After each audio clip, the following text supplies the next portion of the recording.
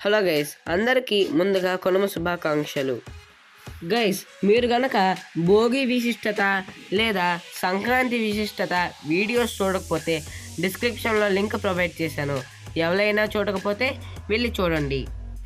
ఈరోజు మనం కనుమ విశిష్టత గురించి తెలుసుకుందాం.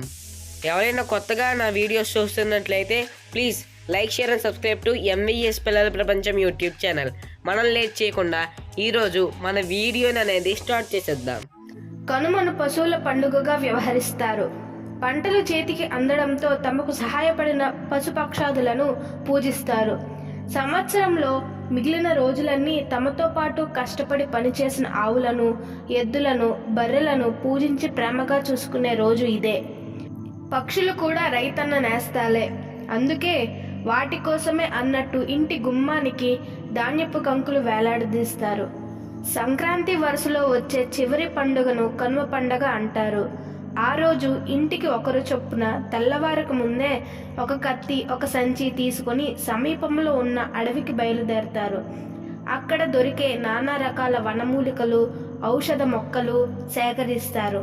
కొన్ని చెట్ల ఆకులు, కొన్ని చెట్ల బెరుడులు, కొన్ని చెట్ల పూలు, వేర్లు, కాండాలు, గడ్డలు ఇలా చాలా సేకరిస్తారు. కొన్ని నిర్దిష్టమైన చెట్ల భాగాలను మాత్రమే సేకరించాలి. అనగా మద్దిమాను, నేరేడి మాను చెక్క, మోదుగ పూలు, నల్లేరు, మారేడుకాయ ఇలా అనేక మూలికలను ఇంటికి తీసుకొచ్చి వాటిని కత్తితో చిన్న ముక్కలుగా కత్తిరించి ఆ తరువాత దానికి పెద్ద మొత్తంలో ఉప్పు చేర్చి రోట్లో వేసి బాగా దంచుతారు. అదంతా మెత్తటి పొడిలాగా అవుతుంది. దీన్ని ఉప్పు చెక్క అంటారు. ఇది అత్యంత ఘాటైన, మధురమైన వాసనతో ఉంటుంది. దీన్ని పశువులకు తినిపించాలి. ఇదొక పెద్ద ప్రహసనం. అవి దీన్ని తినవు. అంచేత ఒక్కొక్క దాన్ని పట్టుకొని దాని నోరు తెరిచి అందులో ఉప్పు చెక్కను చారెడు పోసి దాని నోరు మూస్తారు.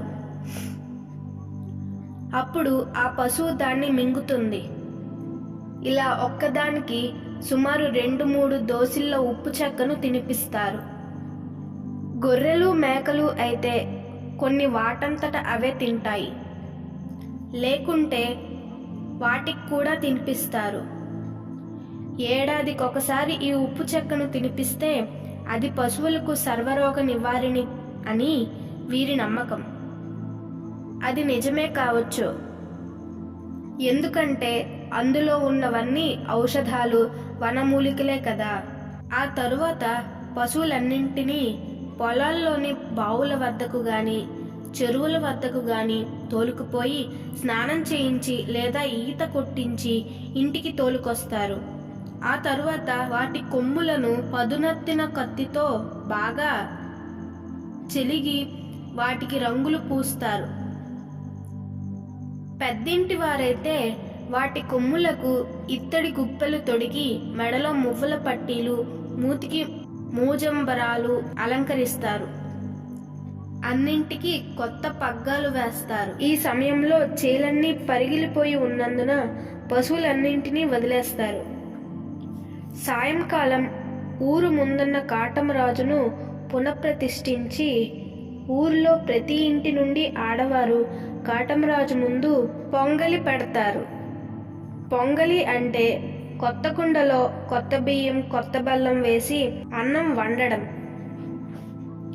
1 నెల ముందు నుండే కాటమరాజు ముందు ఆ దారిన వచ్చిపోయే ఊరివారు రోజు ఒక కంపో, కర్రో తెచ్చి అక్కడ కుప్పగా వేస్తారు. ఈ రోజుకు అది ఒక పెద్ద కుప్పగా తయారవుతుంది. దాన్ని చిట్లా కుప్ప అంటారు. చీకటి పడే సమయానికి పొంగిళ్ళు తయారై ఉంటాయి. ఊరి చాకలి కాటమరాజు పూజ కార్యక్రమం ప్రారంభించి దేవుని ముందు పెద్ద తళిగ వేస్తారు. అనగా ప్రతి పొంగలి నుండి కొంత తీసి అక్కడ ఆకులో కుప్పగా పెడతారు. చాకలి చేత కోళ్లను కోయించుకుంటారు. అప్పటికి బాగా చీకటి పడి ఉంటుంది.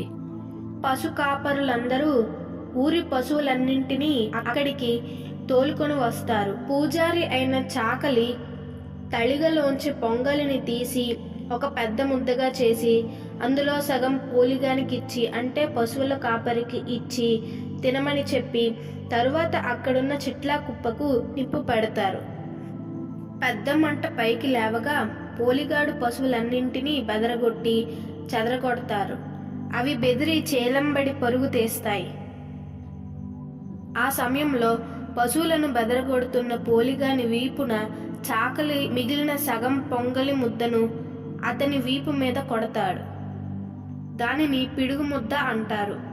వాడు పరిగెడతాడు.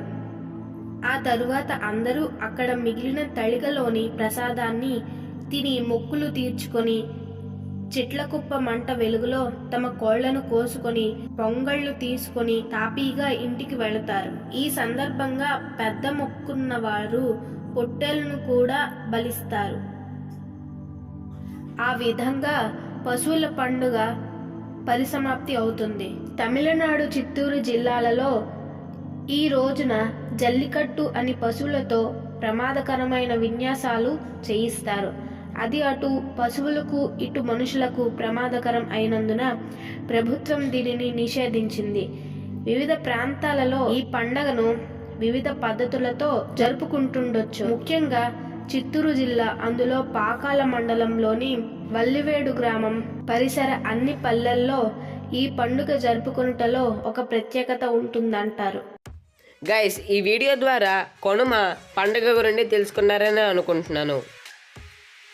ఈ వీడియో కనుక మీకు నచ్చినట్లయితే please like, share and subscribe to MBS పిల్ల ప్రపంచం యూట్యూబ్ ఛానల్. మీరు ఏంటి నేర్చుకున్నారో కామెంట్ సెక్షన్లో కామెంట్ చేయడం మాత్రం మర్చిపోవద్దు. ఇలాంటి వీడియోసే మీకు రావాలనుకుంటే please subscribe for more information. Thank you for watching.